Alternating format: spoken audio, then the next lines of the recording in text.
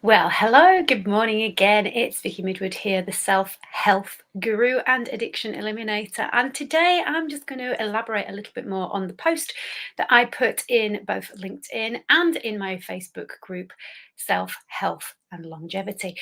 It was all about worrying. And whether you spend a lot of your day worrying about the current situation, whether it's economic situation, whether it's the job situation, whether it's the NHS crisis, whether it's the train strike, whatever it is that is going on, the war in Ukraine, what is happening with Russia, there is so much stuff going on globally, and there is, and there always will be. But what I posted today was about worrying. And for those people who have worked with me and have known me for a long time, they'll know that one of the things that I say, there are two emotions, two things that we kind of sit with that are totally pointless, but create all kinds of health issues. And those two things are worry and guilt, because we can't do anything with them.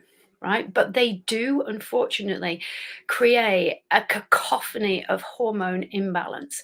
They cause all kinds of havoc with our gut, our blood sugar balance, the way that our brain is functioning, our memory, and obviously our mood.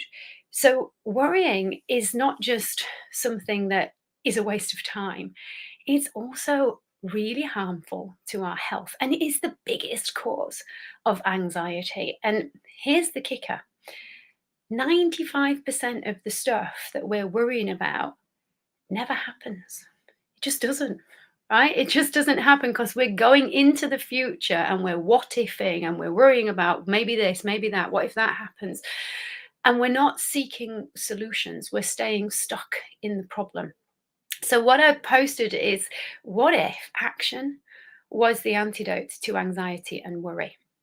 Because if we are going to just sit and ruminate and procrastinate on stuff and never take any action, even on the stuff that we could do something about, we are never going to feel that we're in control of our own lives and creating our own future and our own destiny. And isn't that what all of us want?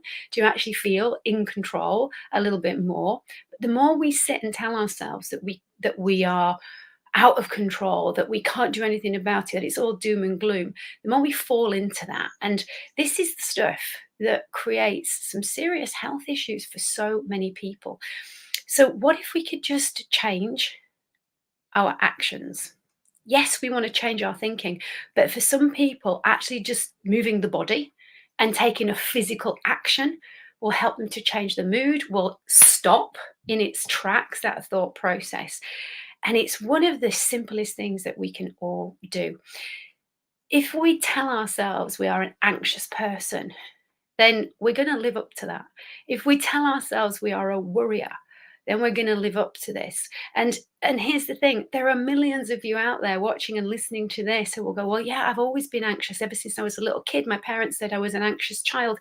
And yes, there are genetic SNPs that will mean you have a propensity to be more anxious, just like there are genetic SNPs that mean you have a propensity to be more on the depressed side of things and have lower moods.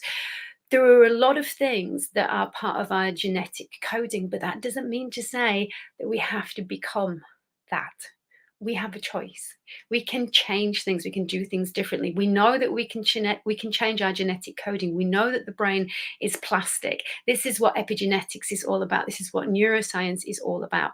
And helping us to understand that by falling victim to feeling or believing that we can't stop worrying, that it's who we are, then we're actually not helping ourselves to ever feel any better. But we're going to be passing that down to generations because it's going to stay in your genetic coding. And I don't know about you, but I want to pass on the best genes possible. And so if there's issues in my family, which there are, then I need to decide that I am the one who's going to change my coding so that it gets passed down and it gets passed down. And that's what we want to do, is create, hopefully, a human race that is not sicker and living longer, but is happier, healthier, and living longer. And understands that just because stuff is happening outside of our control doesn't mean that we have to feel that we are victims of it. We can decide to take action, and it may just be as simple as moving your body, putting some music on that you know lifts your mood and lifts your energy, that you can't help but start singing along to, albeit out of tune in my case, even though my brain tells me I am in tune. But just doing something that will allow you to just switch off what feels like a cascade of thoughts that keep coming in. Remember, your brain can only think one thought at a time. And it might be that those thoughts are coming in one after the other, thick and fast, but it can only think one thought at a time. So if you suddenly stop and decide that you're going to physically move your body and you have to put some music on, that means you've got to change what your brain is thinking about only for a few seconds, but it will take you out of that thought process. Now, can you go back into it when you've taken action?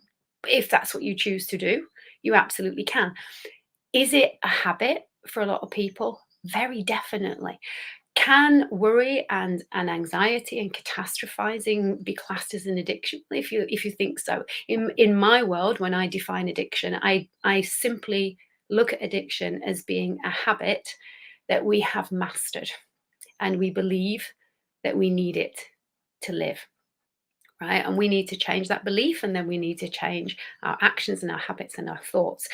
So, is anxiety and worry a habit? Yeah, absolutely is. And if you've been told multiple times by lots of different people that you are a worrier and that you are an anxious person, then chances are that unconsciously you've been living up to that. But the biggest message I want you to take on board is that it is damaging your health. Now, your doctor cannot stop you from thinking thoughts. Yes, they can give you medication and they can help you to deal with the symptoms that anxiety may be creating or worry may be creating for you. But you are the thinker of your thoughts, no one else. No one else. And yes, talking to a counselor and talking to a therapist can help you to make sense of the thoughts that do feel like they're just popping in from nowhere, and help you to understand how you can change that and reframe those things. But ultimately, it's about you, and you can take action and you can choose to think different thoughts. So I'm going to leave that with you today on this beautiful Wednesday morning. The energy outside is just fantastic. I've been out in the garden grounding. I've been doing a little bit of gardening, just listening to the birds singing. It's so peaceful and quiet first thing in the morning. And just that action of actually doing something, and just the smallest thing of just chopping down my hedge to make it look neater is an action step that meant that right in that moment I was fully focused on what I was doing, and my brain wasn't going to go off on tangents on anything. The other thing I want to leave you with is stop listening to the news. Right? If you are worried about what you're hearing on the news, remember, news wouldn't be news if it wasn't catastrophizing things, if it wasn't instilling fear, because you're not going to watch it if it tells you all about how wonderful everything is going and how marvelous stuff is, because you'd be like, well, there's nothing happening. So it's by default going to be doom and gloom. So if you know you are somebody who gets anxious about things, who worries about stuff that you hear on the news, do yourself a favor, stop listening to it, stop watching it. That's an action step. Thanks for listening. Thanks for watching. If you do want to join in my Facebook group, please do. It is Self, Health and Longevity. And please do answer the questions, because I won't let you in if you don't. Have a lovely, lovely day, and I'll speak to you ever so soon.